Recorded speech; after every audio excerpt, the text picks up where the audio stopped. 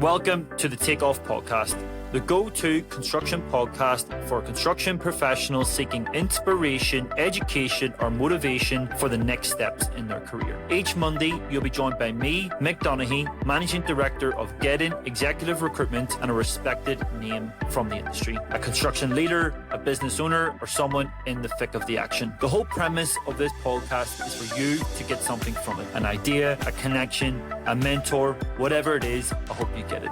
And I hope you enjoy the show. Without further ado, let's get into it. Hi guys, welcome back to another episode of the Takeoff Podcast. Today on the podcast, we are super excited to be joined by Rob Devillier. Rob is the director and owner of PiVOTiQ, a boutique consultancy that specializes in claims, contracts, and commercial services for a variety of sectors, including road, rail, utilities, maritime, oil and gas, commercial, and social infrastructure. Originally hailing from a QS background in South Africa, Rob has over 19 years of experience in the construction industry with a strong and diverse background in claims, commercial and contracts management, cost management, and dispute avoidance. Rob is going to share light on his journey as a director, commercial expert, and quantity surveyor. Rob, I'm super excited to have you on the show. Do you mind giving us a little bit of an introduction to who you are, what you do on a daily basis, Rob? I never feel I can do it justice. Yeah, thanks for having me on, Mick. I guess, just a bit about me. At the moment, being director for PiVOTiQ, we focus on a lot of claims work currently, but we do consult into the contracts and commercial management sector, just dependent on, what's driving the market at the moment.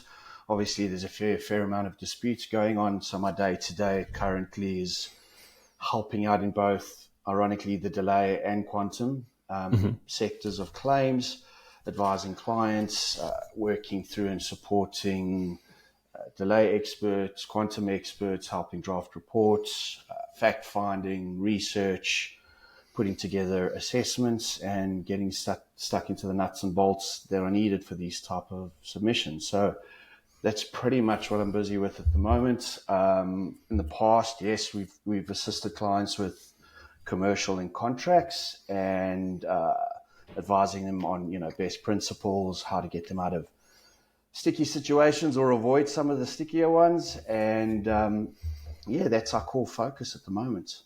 Awesome. So you've got a really interesting journey and track record. And we were speaking off air, Robert, and you mentioned some of, obviously came to Australia back in 2019, but what was your original sort of reason for getting involved in the QS industry?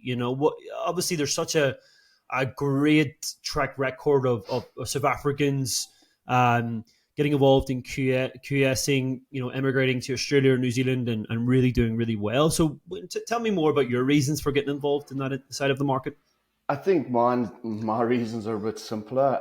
My dad's a QS, so it's in the family. My stepfather was a draftsman and he did a lot of work on breweries and stuff. So there's always been a construction undertone in the household. Always grew up with it. Used to enjoy going to see the new structures being built when I was really, really small. So I got a few memories of accompanying Dad to construction site and playing in the big holes on site and chasing field mouse around and all that good stuff. Yeah. But then when I left school, obviously it wasn't my first choice. It was one of those scenarios where you get a feel for what your mates are doing and what they're studying and where's everyone going to study and what school are they studying in. So I actually started off studying a bit of marketing, believe it or not. Oh, wow, yeah. But that was short-lived. I think I did 2 years or a year and a half, and it didn't really work out too well. And then I decided to work. So I was working in the space before I even started studying towards it. Yeah. I was getting jobs on sites and doing site measures and things like that. And I did that for about 3 years before I actually started studying again. And then had to sit down with the old man. He said, right, okay, so here are your choices. You either toe the line a little bit or, we're going to have to just get you permanent employment. You can work your way up through that way. But I'm glad I actually did the work before I went to uni. I think it gave me a good introduction to some of the nuances that you don't get from textbooks, and it really helps you get through the modules and have a better appreciation of what they're trying to teach you. The only thing with me is the field that I worked in was more structural steel, mechanical, piping instruments. It was the mining sector. But in uni, they teach you more commercial QSing, bricks and mortar type of stuff. So yeah, that was pretty much my journey. Got started with that, and then landed up finishing, getting my honours, and then going back to work. What was your first job then when you graduated, Rob? Once you got your degree and you're setting off in the workforce, what type of role did you find yourself in? Yeah, because I'd done the pre-work and I'd been doing all my quote unquote practical hours throughout my studies. I had enough experience so that when I finished up, I started as a junior QS. I was supporting both the commercial manager and the senior QS on 3 or 4 different projects. They would just tell me where they need me. They'd give me some tasks to do, whether it's measures or writing notices or doing takeoffs or whatever the case is, helping putting together quotes for variations, all that run-of-the-mill stuff. They got me involved. And that was my first 4 years post-qualification. And was this still working within the mining industry? Yes. Yeah. Primarily, What was that market like at that time in South Africa? Obviously, it's something that I hear of quite a lot. So quite interested to hear what type of work you would have been doing as a QS in the mining industry at that time. Yeah, it was busy. There was a lot of refurbishment, so a lot of brownfield and greenfield type work on the go, existing furnaces and smelters that had to go through regular maintenance and stuff. But then because of the demand and because of the mineral wealth in South Africa, there was a lot of external investment in building new furnaces and smelters. So it was a mixed bag, really. Some of the work was, like I said, greenfields, brand new projects. We had to get stuck in from the beginning, do a lot of the offsite fabrication ourselves, a lot of in-house procurement, and then on the brownfields type of work, it was 3-4 day shuts, so it was long shifts, quick heavy work. We had to really make sure we knew what was going on in terms of managing costs and resources and plant and equipment. I preferred the greenfield work, if I'm to be honest. It's less stressful, but it was a combination of both for me at that stage, yeah. And there was work up north, so it wasn't just South Africa. We did some work in Ghana. There was Lumwana. We did work up in, so quite a bit of Africa work as well. And was this quite a big company you worked for, or was it small? What type of business? I think at that stage it would have been classified as what we know as a tier 1. Okay. They started really small. They started in a little office block with, I think, 3 cranes of their own. And they built a really sizable business over 12 or 15 years. Sadly, they closed now. But when I joined, I also got that exposure of, you work on smaller jobs and then the team is tendering on bigger and bigger work. So the zeros at the end of the contract sums they increase and they get more, but it brings with it a whole new set of risks. And we had to grow as a company, as a team, on how we manage things, because dropping the ball on 100 grand here or there is not really that big a deal. But when you've got millions at stake, it's a total different ballgame aspect, to deal with. So I always find it quite interesting, at that your first job can nearly dictate the path that you take throughout your career. Quite interesting. Obviously, you mentioned SMP, mining, and how that might shape your direction of where you go in the future, whether that's heavy infrastructure, maritime. If someone was starting off in the fit-out industry, it's likely that they're going to be involved in that for a very long time. So, sure. Did you find yourself in that type of project, that heavy industry work for a good period within your career, Rob? Yeah, I think it was the bulk to start with. Obviously, when I went on my own eventually, then I started really deviating and going into all types of types of industries and sectors and stuff. But whilst I was employed and working in-house, because it's dictated, right? You don't really have a choice on what they're tendering on. That's the business model. That's what they focus on.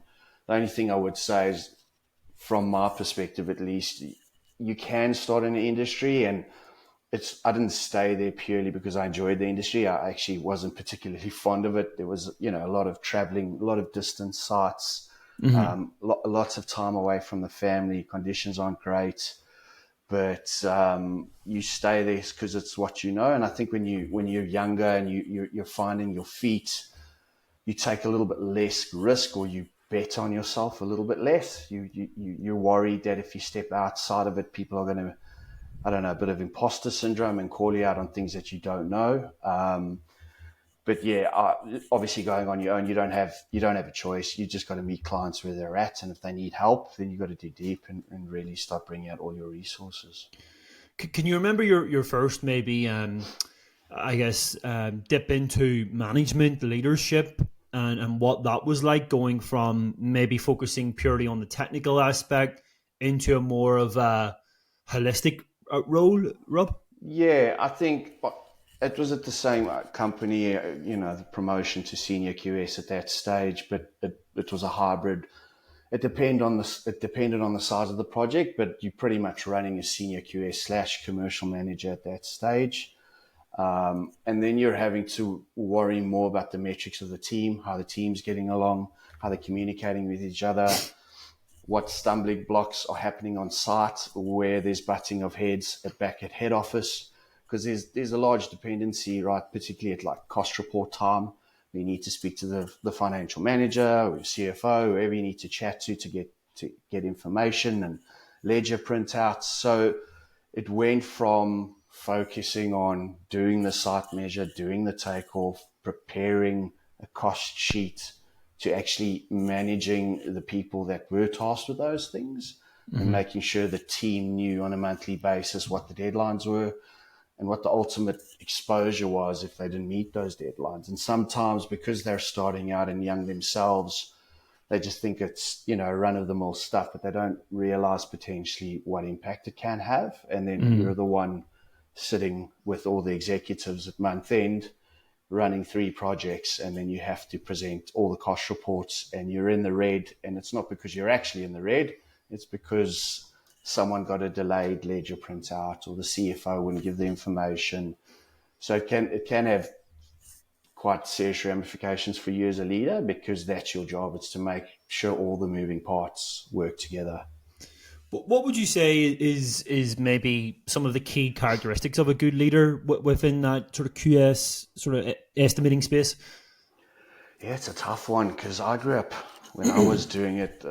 A lot of the leaders, I don't want to even call them leaders really, because they were banging tables and throwing chairs. It was a very aggressive, in your face type industry. Yeah. But now, with the exposure I've had and the years behind me, just thinking about what type of person I would have liked to have worked with, I think the short answer to it is someone that listens more than they talk.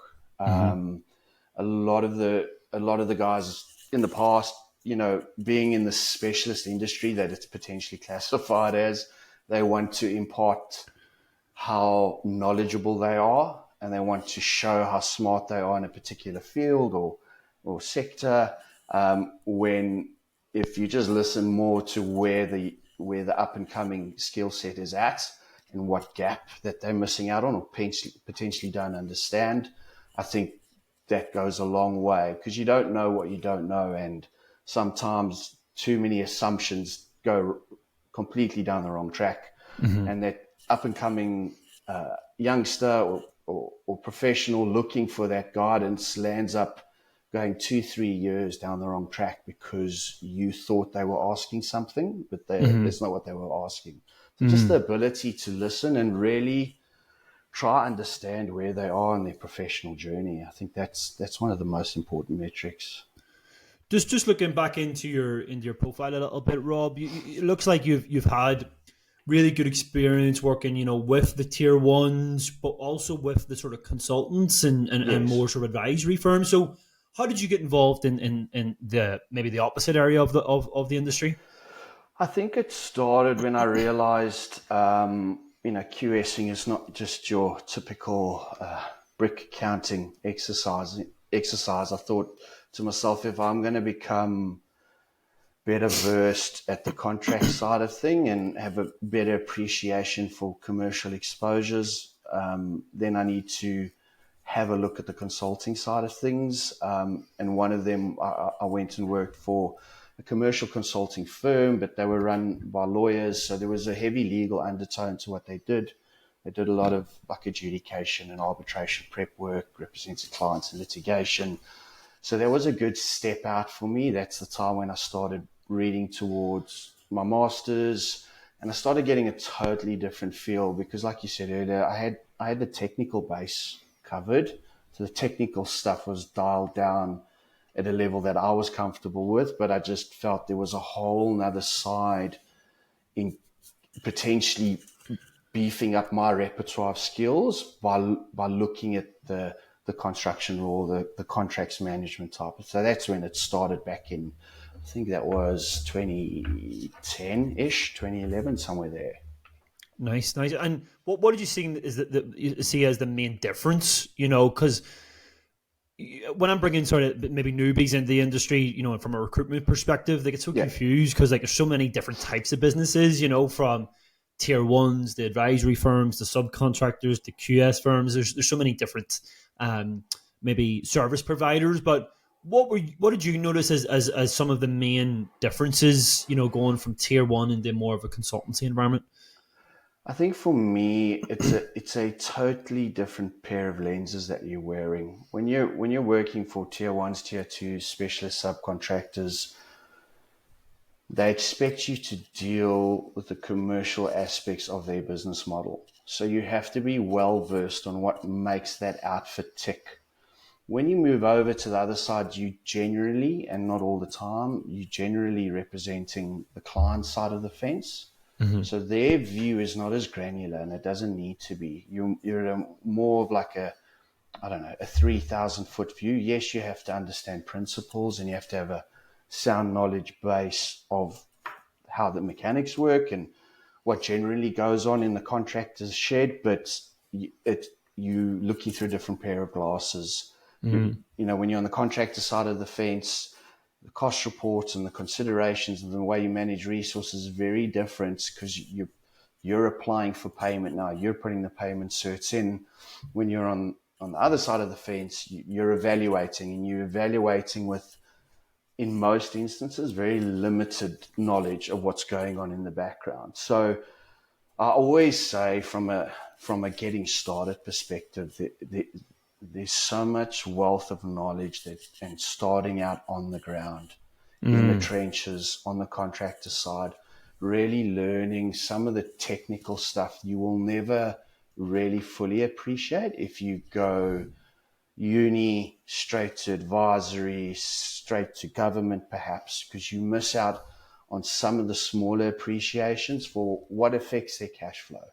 What does it mean to them if they can't get paid on accounts? How does delaying their purchase order actually affect them? And you don't have those appreciations if you've never been held accountable for it or never worked in a team that considers those type of things. So would you say you're more well-equipped then, more of a well-rounded QS, if you have maybe had exposure to that contractor side? I do believe that, yeah. That's personally, I think, and it may be biased because that's the route that I went, but I just knowing what I know now and seeing the alternative, because you do come across all different pathways, right, in dealing with professionals on either side of the fence. And sometimes that lack of exposure is evident in general discussions, in negotiations. Sometimes there's a commercial discussion on an ongoing dispute, but because of fundamental knowledge that's not present, it manifests into something that it's bigger than it needs to be. So yeah, in my opinion, I think it's a more well-rounded, and I'm not saying you have to do it for a decade either. It's one of those things that's if you're going to work in rail and you've done a couple of years live on the field in rail and you want to stay there, that should be fine. But yeah, I do think it's probably a better option. How did you get involved in some of the claims and dispute work? Because it's a really interesting area of the market, quantum claims, disputes, and some typical QS firms maybe don't get as involved in that area of the market, Rob. So tell me about getting involved in that side of things and really what you do. Again, I think that talks almost directly to being on the contractor side of the fence. You have to become almost forced or really well versed in preparing claims that the client can read, understand, and reasonably consider, because there's a lot of scope changes. There's a whole plethora of things that affects projects, delays to design, drawing issues, lack of access. I mean, ground conditions, you name it. And as a contractor where the market is competitive, like say you're in a very competitive market, you don't have a lot of margin to play with. So every time you step outside of your pricing principles or your original methodologies, you're forced. Leadership wants you to put a claim on the table, and they want you to put a good claim that gets paid. And that kind of forces you to take notice of what is needed. You start going to talks and seminars, and then before you know it, you're reading books, and then you're doing after work courses just to get a better understanding of what do I need to actually put on the table so that my company can get paid if they're out of pocket. So that was the primary driver. And because of that, yeah, I just then, I suppose, increase my knowledge base by getting deeper and deeper into the clean expert work and supporting clean experts versus just doing some of the dirty, what they call dirty claims work, which is, you kind of working for the person that's asking you to look at their claim. But because I've had exposure to both sides, being the impartial clean side and the working for the guy that needs his money paid, you get to see what's real and what's not in these claim submissions. And that gives you a good positioning if you're working for clients, how to put together a rebuttal for a claim, or alternatively, if you're working for a contractor, what is actually needed, what documentation, what heads of claim, what tick boxes need to go through so they've got a higher chance of success. So if I was sort of speaking to a random person on the street who didn't know construction, and you were describing that area of the market and what you do, so effectively, does that mean there's either a consultant or a client or a contractor who has, going through a dispute? They basically say, we're owed this money. Yep. And they would effectively come to you, Rob, basically you would then put together a case. Yep. To them, and do you act as like an intermediary between them both, or how does that work? So you can. It just depends on. So let me just digress back. So that's one scenario where they can come to you once there's already problems. I always say speak to professionals before there are problems, because a lot of these things are left to the 11th hour, and it makes it very difficult, very time consuming, and very expensive to find resolution at that stage. But if it does happen, which inevitably a lot of the time it does, yes, sometimes they call you in and you have to spend a week or two or a month or two, just depending on the size of the claim and the metrics involved. But you have to go through everything, put a package together, make your clients understand what your approach has been, why it's looking the way it looks, and if the client requests it of you, which doesn't happen a lot, to either represent the claim, put it forward, or just hand it over to one of the commercial executives or something who will negotiate that claim or that document on their behalf. But sometimes there's a scenario where they want to prep something for commercial discussion or commercial negotiations, but then they also want you in the background to develop something that's rough and ready, should it not reach any type of resolution, to go to adjudication or arbitration, whatever the contract calls for. But so sometimes you have to run dual races. You have to run 2 races at the same time. And again, it talks to fit for purpose. We almost always recommend trying to settle commercially, because it just makes sense.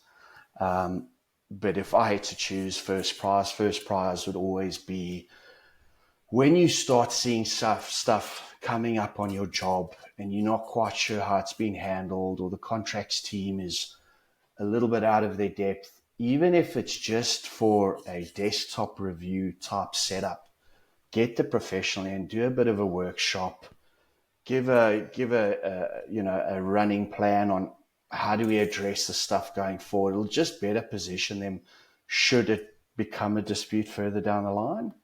So we always advocate that. Also, because of budget constraints and small margins, they don't have sometimes the resources to do that and get the people involved at an earlier stage. But that's always our first suggestion. I agree. Obviously, you're saving so much money, and going down that sort of legal route it's expensive for everyone. So there's different specializations within that. Obviously, you mentioned about adjudication and that sort of thing. Is that something that you have to get a certain qualification for, or further sort of training and development to go down that route, Rob? Yeah, I think the crux of it is, from a claims practitioner's perspective, experience and all the stuff that goes with it is ultimately what matters. There's no adjudication needed per se to represent a report that you put together. They will look more at your professional memberships, your postgrad or graduate studies, what degrees you have. They tend to favour obviously QSs or maybe engineers. Who you member with, or RICS or the ARQS, just your stock standard quality houses that look at what you've done, look at your CV. They're like, okay, this guy can do what he says. That's more the focus versus being I'm an adjudication specific claims practitioner. There are certifications that you can do through RICS and the Association of Arbitrators. You become a certified expert witness, but that's a bit of a deeper dive. That's when you're running as a full-blown quantum expert, which I don't do currently. I do support them, but that's another avenue that they can. It's almost the top echelon of the journey, if I can call it that, because all your skills, all your experience, all your knowledge base is utilized to support any dispute that sits before the court or adjudication or something like that. Yeah. So when you mention quantum there, that's something that a lot of people come, young QSs, they ask about it, and it's something that maybe has a bit of, it might be a little bit not as well known, in the market what they do. So how would you describe sort of a quantum expert, Rob? Yeah, look, so quantum expert in the clean sense has to look at the case before them, and they have to make an impartial assessment of the additional costs that are due and any damages as a result of the breach by clients. So it's pretty much split into additional costs and damages. Your additional costs is usually governed by the contract. They'll look at the contract and say, because of this and that, this is what you're due. But in terms of entitlement and stuff, the quantum expert doesn't normally go down that avenue. They rely on briefing attorneys to say, you need to look at costs A, B, and C and give us your opinion on that and that alone. You don't normally deviate from your instruction. That's where it stays. Yeah, so it's the additional. So quantum is a big bag, really made up of additional costs and damages. It's governed by the contract, really.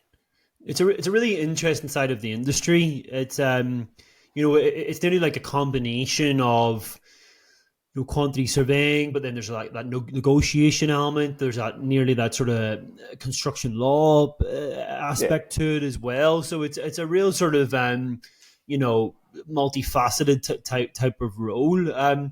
Obviously, going back to your journey, then Rob. Obviously, we mentioned off camera that you'd emigrated to Australia in 2019. What was the real sort of driver for that, and maybe how did working in Australia differ from working in South Africa? Yeah, I think the driver for us as a family unit, it was opportunities. South Africa is on a massive downturn at the moment. There's hardly any government spend. I think youth unemployment is circa 50-60% at the moment. Wow. Yeah. So it's crazy stuff. So it wasn't just a case of looking at it from my perspective. It was also looking at my kids. What are they going to do? Mm-hmm. What vocations are they going to be able to study? What opportunities are available to them? And then obviously, I'm sure most people are aware of the crime element. There's a safety concern. So those are the two predominant drivers for us as a family. And, not to be doom and gloom about South Africa, but yeah, it's pretty bad from that perspective. So, we had to find an alternative. And obviously, Australia ticks a hell of a lot of boxes in terms of climate, culture. It's very similar to South Africa in a lot of ways.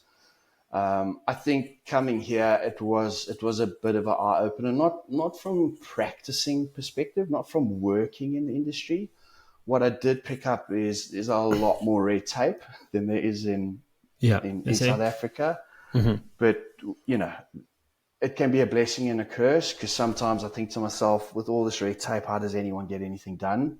Yeah. But then I've seen the alternative as well, right? I've seen what happens where projects are done with a handshake and there's no record of what's going on, and the corruption and the theft is through the roof. So I know what the alternative looks like. I just think sometimes we're a bit overstretched here on the red tape stuff. With that being said, though, it is nice to be involved in some of the groundbreaking projects that are happening. Some of these mega projects that are taking place in Australia is truly mind-blowing. I've got colleagues and old friends back in South Africa reaching out, permanently saying, I heard this is carrying. So it's becoming known worldwide of what's happening in Australia, like from an infrastructure perspective and just the general construction industry perspective, with the Olympics coming to Brisbane as well. So that's the nice part. I think the biggest spoil that I have, or the biggest benefit, is you literally can choose. You can really be selective about the industry or industries that appeal to you and that you want to work in. Whereas in South Africa, you didn't really have that. You're kind of like, well, if that's busy, I have to go work there. There's no real choice. Whereas here, you can have a really good career, get really good exposure, earn decent money, and still be selective about where you want to work.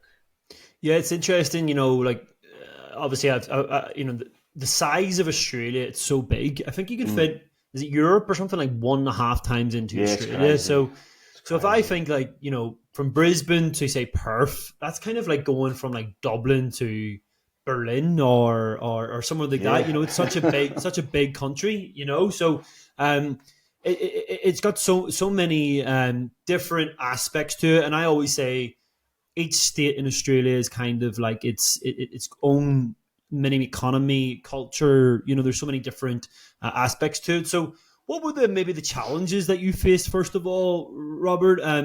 I know that I faced certain, it took a while for me to for it to feel like home, and it took a while for me to feel maybe not accepted, but certainly tolerated.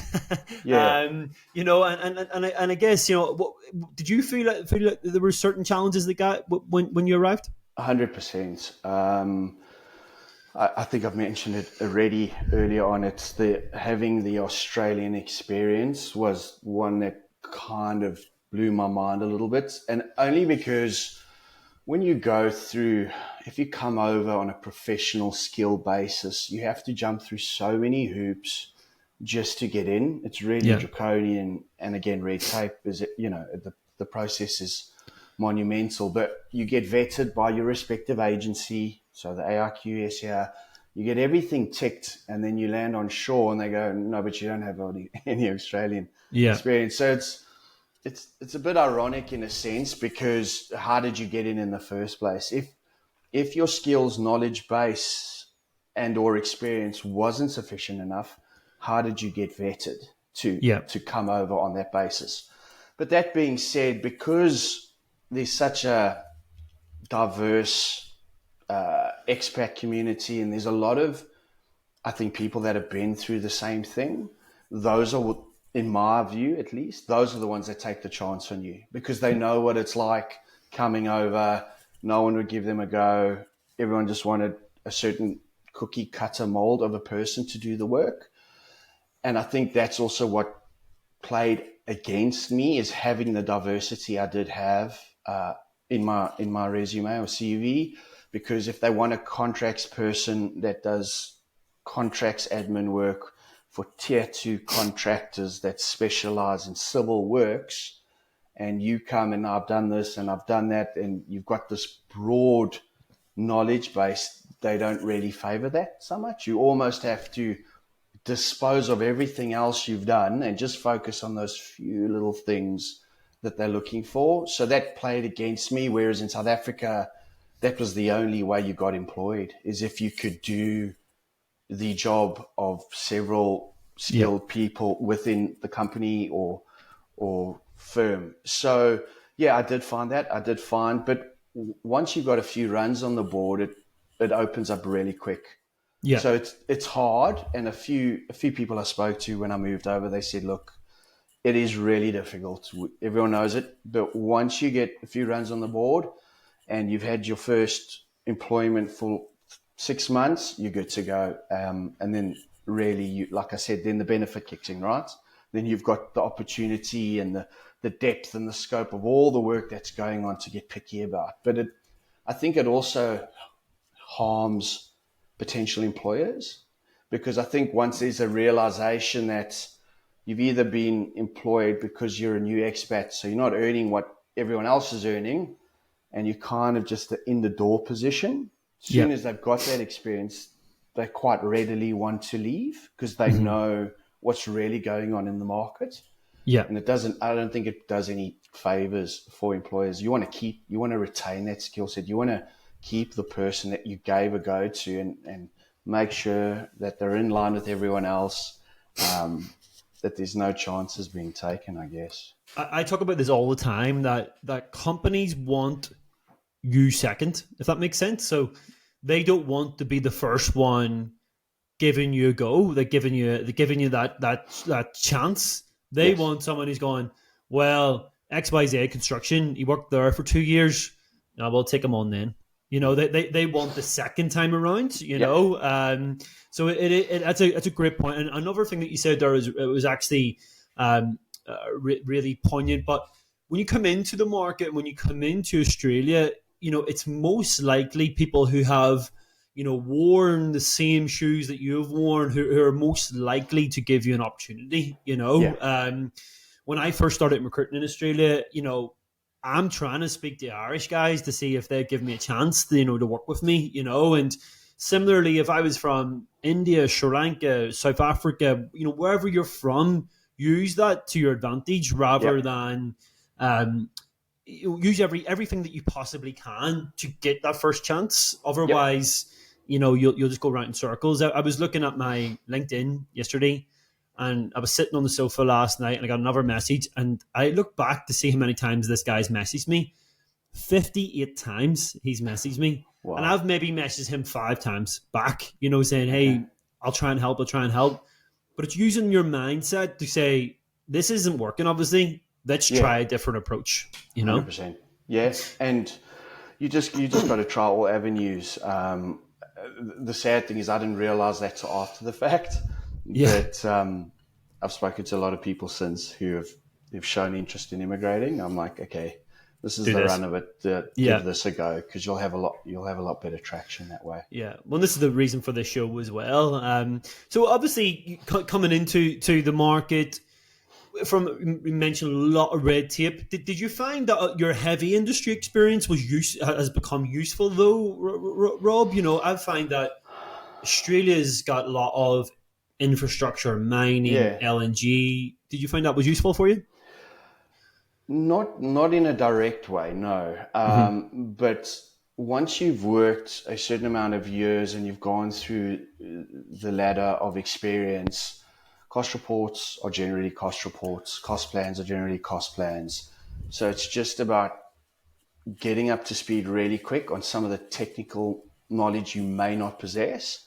And once you've got that covered, I mean, back in the day, if you wanted to learn about signaling on trains, you'd have to go try find something in the library and try. Now you just hop on YouTube and you can have a pretty good understanding within half an hour to an hour on what you're dealing with, what the moving parts are, what the considerations are, enough to either put forward an argument or to look at a chronology of events for a claim and stuff like that. So the principles remain the same.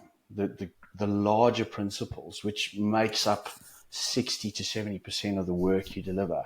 The nuances, the technical stuff that you may battle with a little bit, yes, that didn't help me because, like you said, it's just heavy industry and I'm not involved in that at all. But it hasn't stopped me moving forward, nor has it stopped me being able to do my work because we live in the information age at the moment. Yeah, no, it's a great point. And obviously you've evolved over the last sort of 5 years. You now have your own business. What do you focus on at the moment, Rob? At the moment, I do a lot of support work. So, there's a lot of and this is another thing I learned. There's that old age adage that you can't beat them, join them. And to some degree, it's true. There's a lot of people that have got extensive networks and built their brand up over many, many years, an advantage I could never have by virtue of the fact that I'm so new. So instead of trying to reinvent the wheel and jumpstart or get ahead of 10, 20 years exposure, I now reach out to the people that are well established, do good work, are great people to work with, and I support them as much as because there's a definitive skill shortage, more so in the specialist fields. Yeah. So there's plenty of work to go around.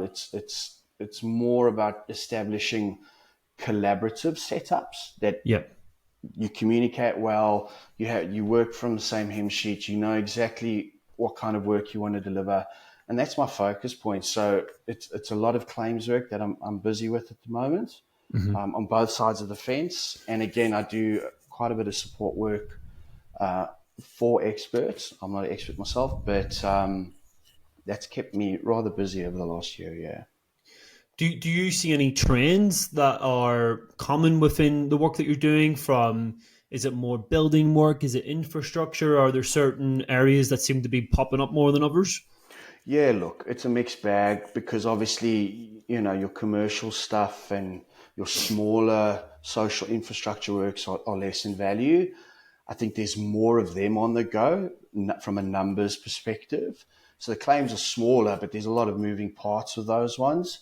And then your bigger infrastructure projects, I've been lucky enough to get involved in a few, even as a loan consultant, but those are normally reserved for your big fours or your higher up consultancies by virtue of the fact if they need a report presented, it needs to have a stamp on of a name that's really, really well known in most cases. Yeah. So, unless you're collaborating inwards with one of those big tier consultancies, it's not something I see a lot of myself personally. I've done heaps of work in that space. Did some work last year. My work now is more hotels, petrol stations, all that type, all the smaller commercial and infrastructure work. But there's some bigger stuff coming through as well.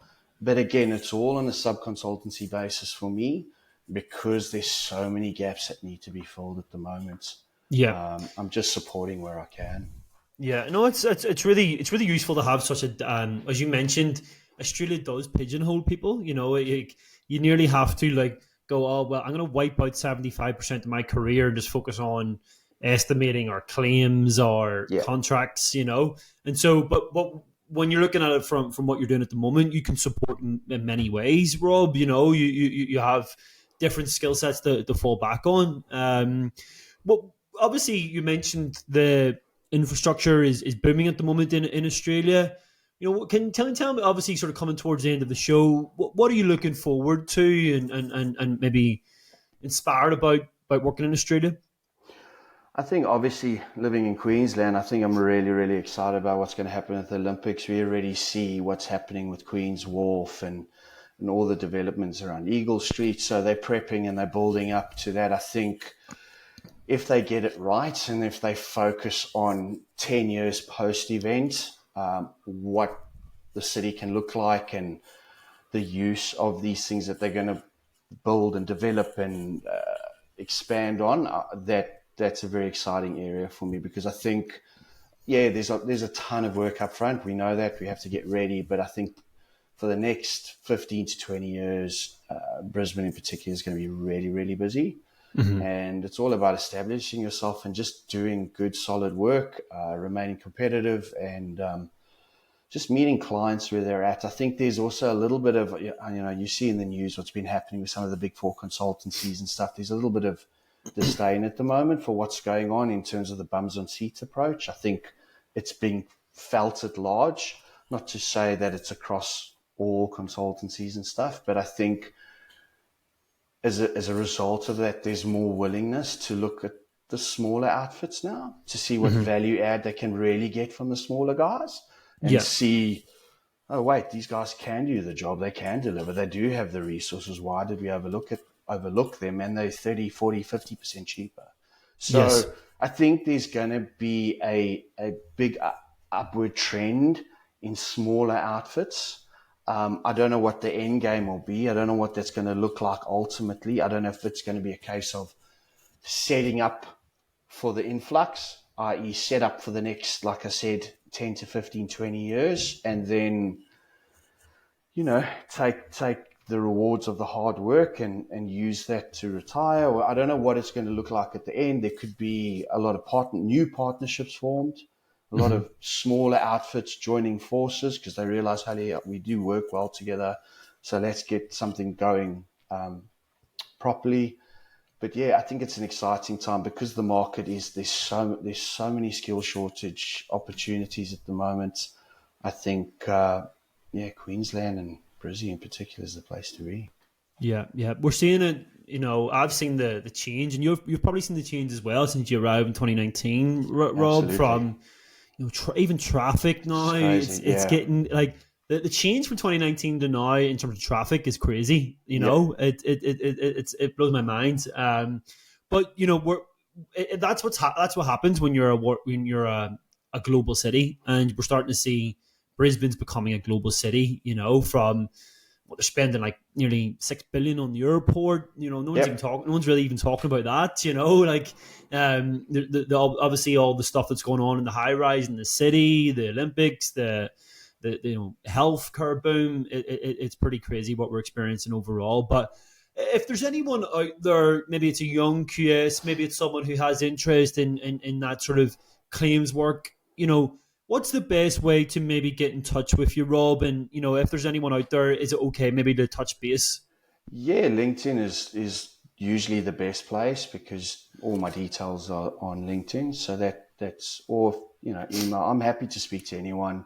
I did participate. Sockler's got a mentorship program. I think it's more important now than ever to mentor where someone puts up their hand because the landscape is changing so quickly with technology and stuff. You really have to have a mindset of being steadfast, in where you want to go, being flexible in your approach type thing. I think that's the key, because so many industries are falling by the wayside, or specialities, because of the technology advancements. So always happy to chat. Like I said, LinkedIn, I'll share you've got my details, I think, but happy for you to share those too. Yeah, what I'll do is I'll drop Rob's details in the show notes, and if you are a client that maybe is looking for more, support on a project, if you're someone out there maybe looking for some advice or mentorship, feel free to touch base with Rob. But Rob, absolute pleasure to have you on the show today, and thank you for being a guest on the Takeoff. No, thank you. Awesome chat. Thanks. Cheers, Rob. Thanks, Mick. Cheers. Before you go today, guys, I'm just going to ask you to do one thing. Can you please go to Apple right now or Spotify right now and just give us those 5 stars? Hit that 5-star button. It makes such a difference you wouldn't believe. The whole idea of this show is to inspire, educate, and motivate our listeners. And we only do that if we're getting the best guests. The best guests want to see data. They want to see information. They want to see how many listeners that we get. And so all of this stuff is really, really important. So if you can just literally go and do that today, if you enjoy the show, just go and hit that 5-star button. It makes such a difference. I hope you've enjoyed the show. We're going to continue to push this out there every Monday. So if you can, hit that 5-star button. And if you can't, even share it with a friend. Go on to WhatsApp, flick it on to your crew. Guys, thank you so much for listening. On to next week.